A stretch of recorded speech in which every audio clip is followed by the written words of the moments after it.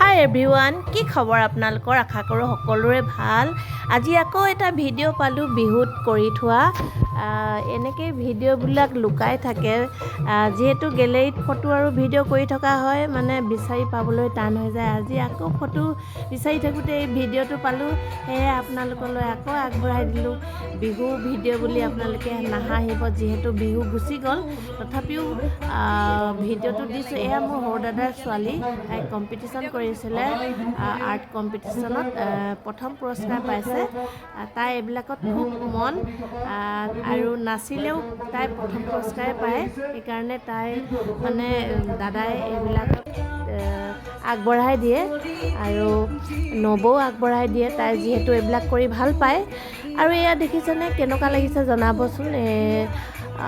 এই বিহু মানে নৃত্য নাটিকাটো খুব ভাল লাগিলে মোৰ, তাকে আপোনালোকলৈ আগবঢ়াই দিলোঁ। বাই।